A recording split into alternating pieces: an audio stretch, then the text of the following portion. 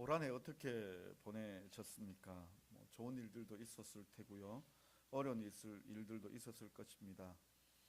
저희 가정에도 좀 어려운 일들 또 그리고 좋은 일들도 있었습니다. 제일 기억나는 게 제 아내가 초여름에 좀 아팠습니다. 그런데 그때 우리 막내 꼬맹이가 불안해했었습니다. 어느 날 이 집사람이 이제 퇴원하고 집에 왔을 때 이 꼬맹이가 집사람에게 물었습니다. 엄마, 죽으면 나 어디가? 이 말이 뭐냐면은 우리가 죽어서 천당 가느냐 이 질문이 아니라 이 아이가 가지고 있었던 불안이 뭔가 하면은 우리는 뜻밖이었어요. 만약에 저나 제 아내가 이렇게 죽게 되면 자기가 또 다른 가정으로 갈까봐 두려워하는, 불안해하는 거죠. 그래서 제 아내가 그 마음을 알고 너 어디 안 간단다. 엄마가 아파도 너 어디 안 가고 또 아빠가 아파도 어디 안 가고 또 우리 가족 중에 누가 죽어도 어디 안 가고 너는 우리 가족이기 때문에 어디 안 간다라고 그렇게 말을 해주고 좀 안정을 시킨 그런 때가 좀 있었습니다. 혹시 제자리라는 말을 아십니까? 제자리. 우리 너무나 많이 쓰죠, 그죠? 물건 좀 제자리 갖다 놔라. 우리 뭐든지 제자리에 뭐 좀 하자라고 얘기하면 말 그대로 제자리는 자기 자리입니다. 자기 자리요. 예. 자기 자리로 돌아가는 거. 자기 자리로 못 돌아가면 불안한 겁니다. 영어에 보면 이 안정과 불안정이라는 그 단어를 이렇게 보면 스테이블이라는 단어와 언스테이블이라는 단어를 씁니다. 스테이블은 어떤 뜻인가 하면은 그릇에다가 구슬 하나를 담아둡니다. 이렇게 동그란 볼 있잖아요. 왜 우리 그 뭐 이렇게 야채들 담아두는 볼에다가 구슬 하나 담아두면 구슬이 이렇게 흔들어도 이렇게 막 그릇 속에 구슬 넣어두고 흔들어도 구슬은 이게 뭐 빙글빙글 돌다가 이리저리 뭐 왔다 갔다 하다가도 그 제일 낮은 데 와서 딱 있습니다. 그 제일 낮은 데 있는 고기가 제자리인 거죠.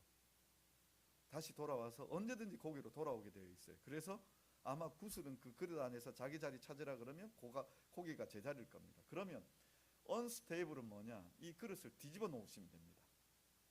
그릇을 뒤집어 놓으면 우리가 알고 있는 대로 제자리라는 데가 그 그릇의 중심쯤 되어지는데 그 중심에다가 구슬을 놓으면 어떻게 됩니까? 벗어나 버리죠.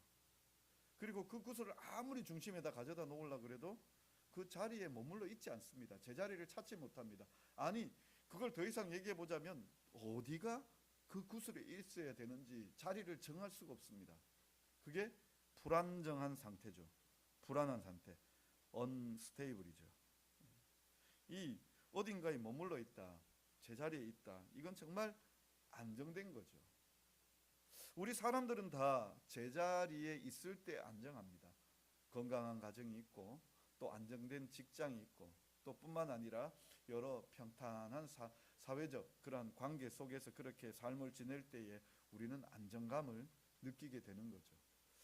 참 그것이 이 세상에서 누릴 수 있는 안정감이라면 보다 본질적인 안정감이 필요합니다. 그게 뭔가 하면 바로 하나님의 사랑이죠.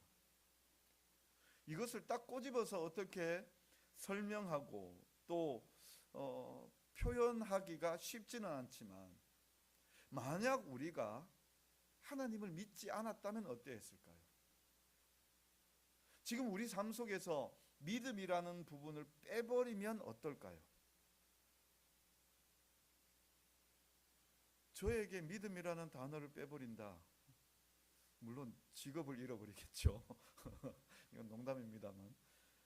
근데 제가 만약 지금 이 상황에서 하나님이 계시지 않다.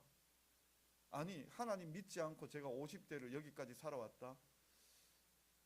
저의 상상이지만 아마 나의 그 삶에 대한 향방을 어디로 잡아야 할지 어떤 의미로 살아야 할지 굉장히 깊은 고민을 했었을 것 같습니다. 그런데 분명한 거 있죠. 하나님 안에 있으니까요. 하나님을 향하여 나아간다는 이 자체가 굉장히 이건 안정적이죠. 더 나아가서 우리가 하나님의 나라를 두고 이야기할 때에 본향이라고 그렇게 표현하기도 합니다. 본향이라는 데는 원래 우리가 있었던 데라는 뜻입니다. 앞서 표현하자면 이렇게 그릇에 담긴 이 구슬이 있다면 마음대로 막 떠돌아다니죠. 그렇지만 이게 딱 이제 어느 정도 진정이 되어지면 자기자기 돌아오잖아요. 우리가 하나님으로부터 지원받아서 이 세상 가운데서 살고 그래서 분주하게 세상 속에 살다가 드디어 하나님의 그 본향의 때로 들어가면 딱 안정되어지는 거죠. 아니, 이미 지금도 우리가 어디로 가야 될지를 분명하게 알고 있고 그것을 바라보고 나아가고 있기 때문에 안정감을 누리게 되는 겁니다. 하나님 없이는 우리는 안정감을 누릴 수가 없습니다. 평안함을 누릴 수가 없습니다. 한번 우리 성도님들 한번 생각해 보시기를 꼭 부탁드립니다. 내게 하나님이 없으셨다면 어떠했을까? 어떻게 살았을까? 하나님이 우리와 함께하여 주시기 때문에, 하나님께서 나와 동행하여 주시기 때문에 우리는 평안함을, 안정감을 누리고 살아갑니다. 오늘 우리가 읽은 이 히브리서 9장 11절부터 15절의 말씀은 바로 그와 같은 말씀을 우리에게 보여주고 있습니다. 히브리서가 말씀이 쉽지는 않습니다. 그런데요, 굉장히 어려운 표현을 가지고 있지만 내용은 굉장히 쉽습니다. 히브리서를 두고 신약의 구약이라 그렇게 이야기합니다. 구약의 내용들을 굉장히 많이 끌어오기도 하고 구약의 내용들을 정리합니다. 한마디로 이야기하자면 구약은 그야말로 모형이다라는 거예요. 모형요. 어린 시절 과학 선생님이나 아니면 또 이제 공업 선생님이나 저희는 공업 배웠잖아요. 남자니까 공업 배울 때 기술이나 이렇게 배울 때 선생님들이 말로 때우는 게 굉장히 많았습니다. 그러다가 어쩌다가 이제 뭐 아니면 실험실이라든지 뭐 공업 시간이나 기술 시간에는 그때 이제 공작실이라고 해서 그 뭐 창고 같은 데를 우리로 이끌고 가서 거기에 있는 낡은 기자재를 보여주는 그런 때가 있습니다. 근데 그 교실에서 열심히 사진도 보여주기도 하고 말로 설명해 주다가 그나마 교재지만 뭐 실험실에 간다든지 아니면 그런 공작실에 갔을 때 보여주는 것들 한번 보고 나면 달라지죠. 아, 이게 이런 거였구나.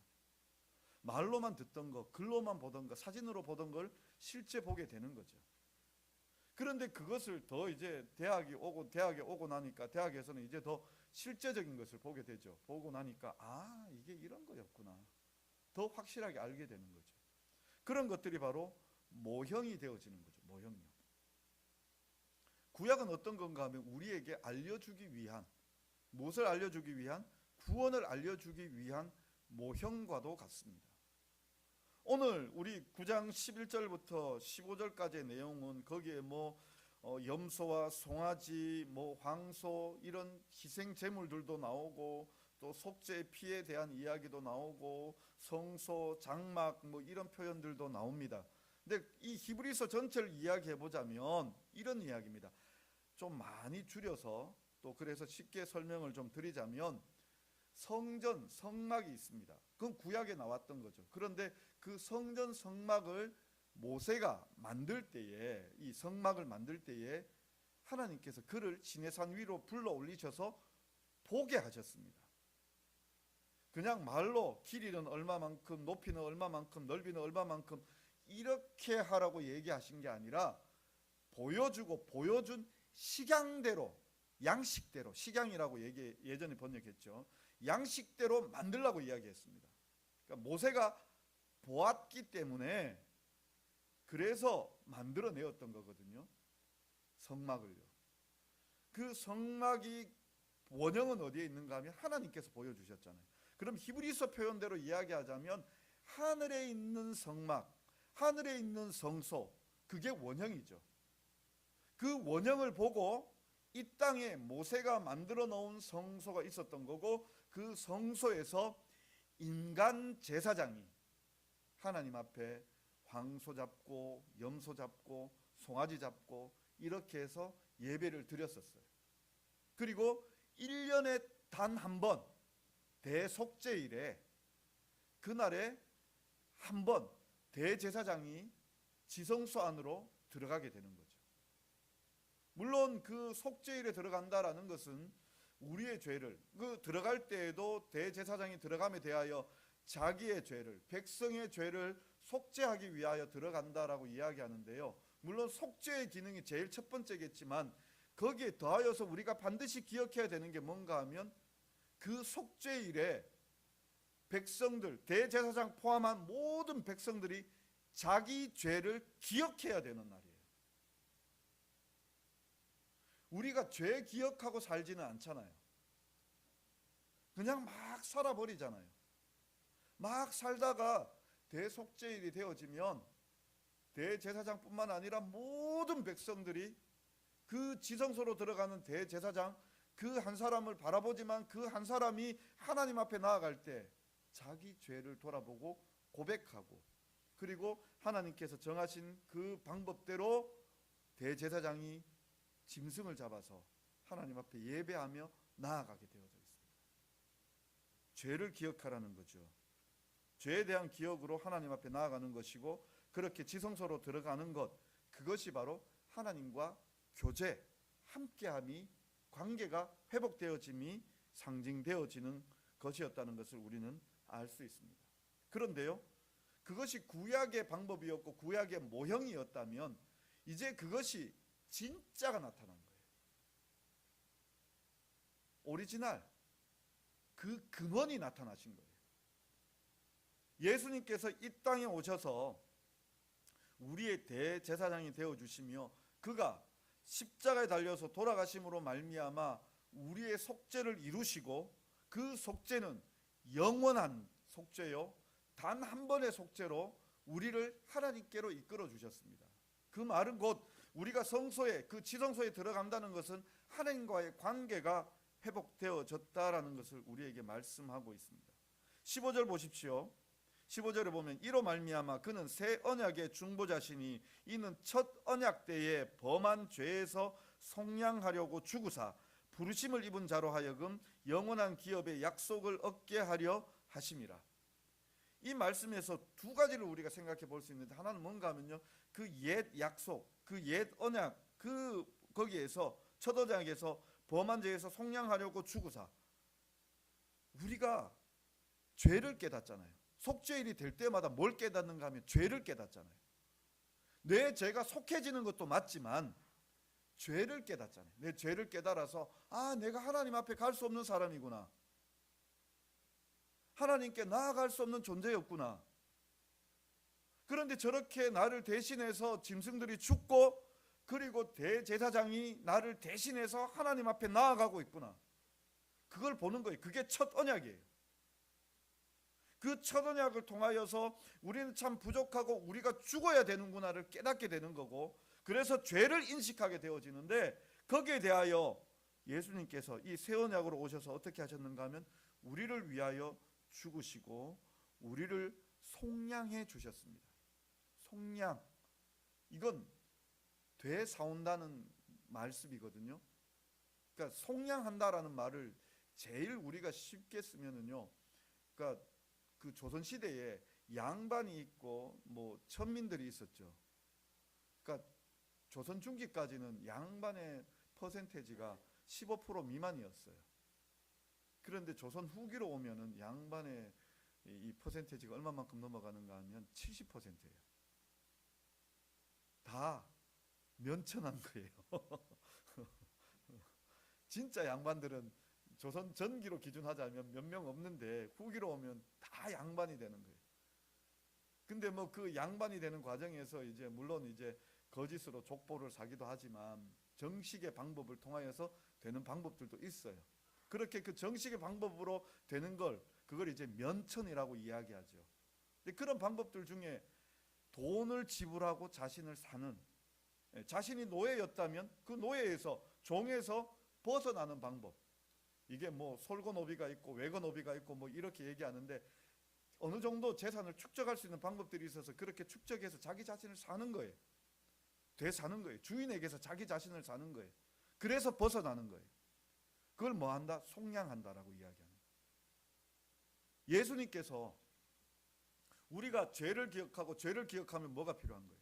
우리가 죽을 수밖에 없다라는 걸 깨닫게 되는 거죠. 근데 예수님이 우리를 속량해 주시는 거예요. 면천시켜 주시는 거예요. 죄에서 죽을 수밖에 없는 운명을 예수님이 대신해서 그 죄의 빚, 죄의 값을 치르시고 우리를 되사오시는 거예요. 그게 속량이라는 거예요. 되사온다는 이 단어예요. 예수님이 그 옛 언약 아래 있는, 그래서 죄를 기억하고 죄 때문에 죽을 수밖에 없는 우리 존재를 예수님께서 되사오셨어요. 그래서 되사오시게 되어지자 우리는 어떻게 되는가 하면 하나님과의 관계가 회복이 되어집니다. 그래서 하나님을 어떻게 부르는가 하면 하나님을 아버지라 부르는 거예요. 그 뒷부분이 그렇게 해서 속량받은 우리들이 이렇게 되어지죠. 부르심을 입은 자로 하여금 영원한 기업의 약속을 얻게 하려 하심이라. 영원한 기업의 약속을 얻게 하려 하심이라. 이건 뭔가 하면은 하나님께서 우리에게 유업, 기업, 유산, 이것을 물려주시고자 하는 거예요. 유산 누가 받습니까? 상속 누가 받습니까? 자녀들이 받죠. 우리가 하나님의 자녀가 되었다라는 그 뜻이에요. 하나님과의 관계가 회복되어졌다라는 그 말씀입니다. 예수 그리스도께서 우리를 위하여 죽으시고 우리를 살려주시고, 그리고는 그 살려주셨을 뿐만 아니라 하나님의 자녀로 그 관계가 회복되어진 거죠. 우리의 신분이 바로, 예수님을 믿는 사람들이 바로 그와 같은 은혜를 누리고 있는 사람들입니다. 그러면 이런 은혜 누리고 사는 우리들이 어떤 마음으로 어떤 것을 느끼며 살아야 하는가? 우리가 이렇게 하나님의 은혜 받은 사람으로서 무엇을 누리며 살아야 하는가? 그게 정상적인가 생각해 보면은요, 앞서 말씀드린 대로 첫 번째는요, 하나님과의 관계가 회복되어졌기 때문에 평안함을 누리셔야 됩니다. 영적인 평안함. 영적인 평안함. 우리가 이렇게 사람과의 관계가 뒤틀려져 있으면, 인간적인 관계가 뒤틀려져 있으면 마음이 되게 불편하죠. 그 사람을 직장에서 만나거나 아니면 어떤 모임에서 계속 만나야 되면 그 사람하고 함께하기가 힘이 들죠. 그런데 우연한 기회로 통해서 이제 그 사람도 오해가 있었고 나도 그 오해에 오해를 더하여서 서로 오해하고 그런 문제들, 그래서 정말 해결이 깨끗하게 잘 되어지고 나면 우리 마음이 편안해지죠. 직장 생활도 직장에 그런 사람이 있었다면 그 사람과의 관계도 시원하게 풀려지면 편안해지는 거죠. 또 다른 사회적 모임 관계 속에서도 그렇죠. 우리 여기 계시는 분들은 그런 경험들이 잘 없으리라 생각이 되어지지만, 아이가 만약에 예를 들어서 10대 때, 저는 그런 경험이 없습니다만 가출해 보셨습니까? 우리가 드라마나 이런 것들 보면 가출한 자녀들이 불안해하죠. 원초적으로 불안하죠. 근데 그가 어디에서 안정감을 누릴 수 있습니까? 부모에게 돌아왔을 때예요. 부모에게 돌아왔을 때, 부모의 품 안에 있을 때 안정감을 누리게 되어지는 거죠. 우리가 못 느끼고 살았습니다. 하나님을 떠나 살면서, 하나님을 외면하며 살면서 하나님께서 주시는 그 평안함을, 그걸 몰랐습니다. 그런데 이제 예수님을 통하여 다시금 하나님의 자녀가 되었고 평안함을 회복하게 되었습니다. 예수 믿는 자들에게 누려지는 것이 무엇인가 하면 이 평안함입니다. 세상이 줄 수 없는 평안함입니다. 세상이 가져다 줄 수 없는 그 정말 영구하고 완전한 평안함을 우리에게 주시는 겁니다. 어찌 보면은요, 우리가 여러 가지 힘들고 어려운 일들을 만날 수 있잖아요. 근데 우리가 그런 어려운 일들 가운데 낙심하고 주저앉지 않습니다. 왜 그렇습니까? 하나님께서 우리에게 끊을 수 없는 사랑으로 함께해 주시기 때문입니다. 그게 평안함이죠. 우리가 그런 평안함들을 누리셔야 합니다. 그 다음 두 번째로 우리가 누릴 수 있는 게 무엇인가 하면은요, 하나님께서 주시는 이 기업, 이 풍성함들을 우리가 누리고 살아야 합니다. 하나님께서 약속 주시겠다고 그렇게 말씀해 주셨습니다. 그러니까 하나님을 정말 우리가 깊이 누리고 깊이 알아야 되는데 이 부분이 우리에게 없는 것 같아요. 평안함을 어느 정도 그런 건 있지, 내가 그래도 하나님 생각하면 좀 평안해지더라, 이런 것들이 있다면 그 다음은 뭔가 하면 하나님께서 기업을 주시겠다고 약속해 주셨고, 그것을 지금 이 땅 가운데서도 풍성하게 누리고 살아가는 거죠. 근데 그걸 우리가 못 누리고 살아가요. 그 평안함, 그 다음에 주어지는 것들이 바로 그렇게 하나님께서 주시는 그 기업의 풍성함들인데, 그 기업의 풍성함을 누리기 위해서 우리가 왜 못 느끼느냐, 우리가 못 깨닫고 있느냐라고 생각해 보면요, 우리 자신을 제대로 잘못 보고 있어요. 제대로요. 그러니까 최근에 제가 이제 그 일타 강사로 유명하신 분, 요즘 여러 뭐 예능 프로에도 나오시는 분인데, 그 일타 강사로 유명하신 분이 저하고 동갑이더라고요. 또 같은 대구 출신이고, 뭐 대충 누구신지 아시겠지만 그 사람이 대구에 있는 큰 학원을 매입했다가 25억의 부도가 났어요. 근데 지금은 현재 어떤가 하면은 세금, 소득세만 25억을 내는 사람이라고 그렇게 한 줄로 요약하더라고요. 근데요, 그 사람이 무슨 말을 했는가 하면, 긍정적인 태도, 부정적인 태도가 아니라 긍정적인 마음, 이건 뭔가 하면은 자기 자신이 지금 어떤 상황에 처해 있다라는 것을 정확히 아는 것이 긍정적인 마음이라는 거예요. 우리는 사람들이 생각할 때 긍정적인 마음을 뭐라고 얘기하는가 하면, 할 수 있다, 하면 된다, 그게 아니라는 거예요. 그 사람의 얘기는 내가 지금 어느 상태에 처해 있는지를 알아야, 그걸 그대로 받아들여야, 그래서 거기에서부터 내가 할 수 있는 게 뭔지 알고 그 아는 것을 가지고 다시 시작하는 게, 이게 긍정적인 마음이라는 거예요. 그 사람도 천주교인이었다가 제가 알기로는 지금은 교회 다니는 사람으로 아는데, 강의는 들어보면 뭐 비속어라든지 욕을 막 쓰긴 쓰는데, 근데 그 사람의 마음이 뭔가는 우리에게 알려주는 게 있어요. 그 사람이 25억 부도를 맞고 서울로 올라가서 그 노량진의 고시원생들처럼 똑같이 그 고시원에서 자기 상태가 그러했다라는 거죠. 25억 가지고 있고 대구에 있는 그 유명한 학원의 이사장이 되어져서 그렇게 떵떵거리면, 내가 이런 사람이었는데 착각에 빠져있고 다시금 주저앉았을 때 나 다시 할 수 있다, 이게 아니라 고시원에서부터 다시 시작하는 거죠. 문전박대 당하더라도 자기 강의가 없어도 그 강의해달라고, 강사로 내 자리를 달라고 거기에 매달리고 있고, 비참하겠죠. 근데 자기가 할 수 있는 일이 강의하는 일이니까 거기에서부터 다시 시작하는 거예요. 자기 자신을 정확하게 보고 있는 거예요. 그게 긍정적인 마음이라는 거예요. 다시 시작한다라는 거예요. 자기가 할 수 있는 일에서부터 차근차근 목표하고 나아가는 거예요.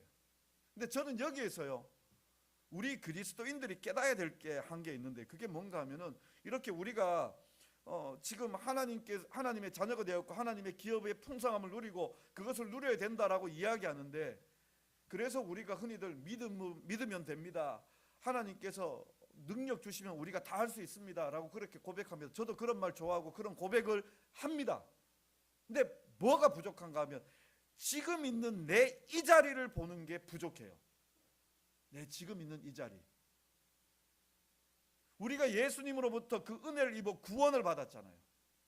여기에 대한 진지한 고민이 있으면요, 그 다음 우리가 볼 수 있는 건 뭔가 하면은, 우리의 주위에 일어나는 일들은 그야말로 하나님 안에 있다라는 것을 깨닫게 되어지고, 그 기업의 풍성함을 깨달을 뿐만 아니라 하나님께서 행하시는 그 일들 속에는 하나님의 사랑이 보이고, 그 하나님의 사랑과 그 은혜 때문에 우리 입술에서 뭐가 나오는가 하면, 불평 원망이 아니라 감사가 나와요.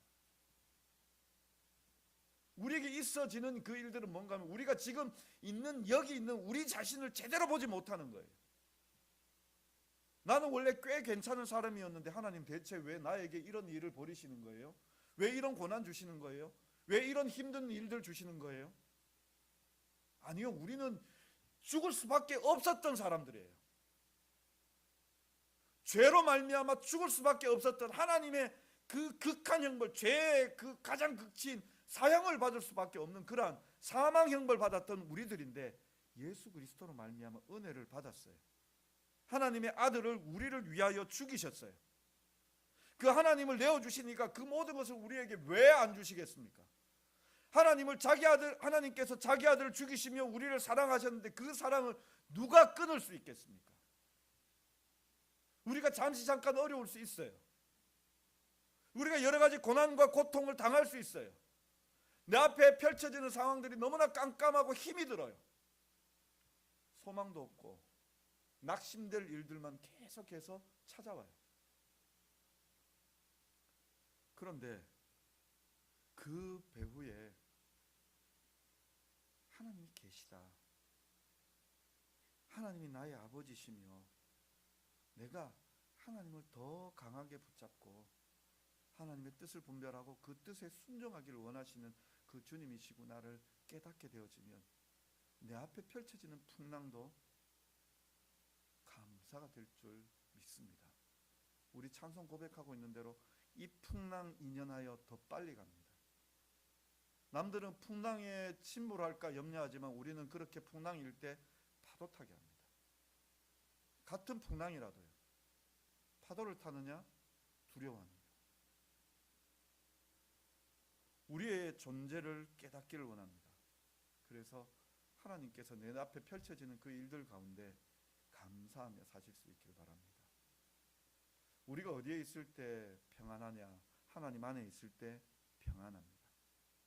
그 평안함은 하나님 안에 있기 때문에 누릴 수 있는 평안함이요, 우리가 그런 그 믿음으로 가지고 살아갈 때 세상 바라보는 모든 일들은 감사의 일들입니다.